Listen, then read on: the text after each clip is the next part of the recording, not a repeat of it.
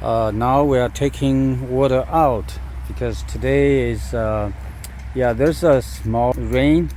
It stopped, so we're just taking water out using that pump. And as you can see, there's algae,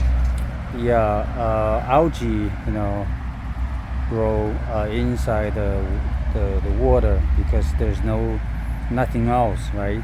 Because we haven't used the sandbed yet, so you can see it's green everywhere, and even the water is darker.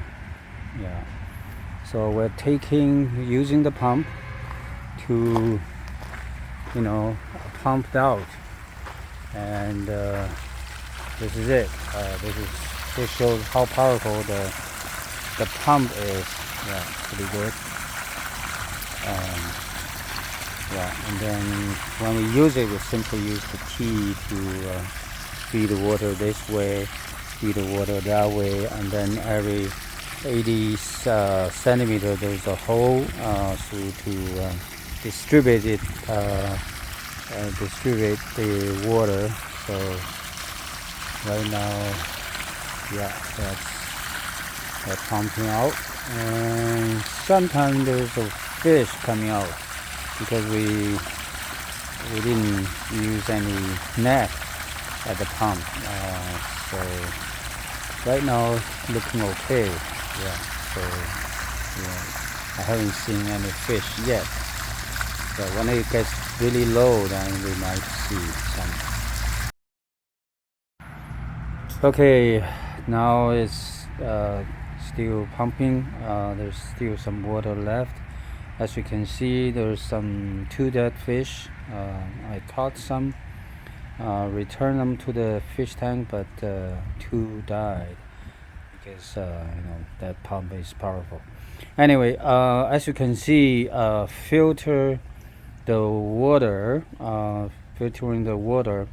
with sand, not only to take away the fish poop, but also to take away the algae grown in the water. So as long as you have organic in water, then there got to be algae. So we're not only removing the fish poop, we're using sand as a filter. We can remove both the fish poop and the algae, the stuff that make whatever make the water green color. So as you can see, even we have such a steep slope, we still have quite a lot of quite a few fish poop sticking to the to the ramp, to the sloping area. Okay, that's why we need to make the bottom of the fish tank is quite a steep slope.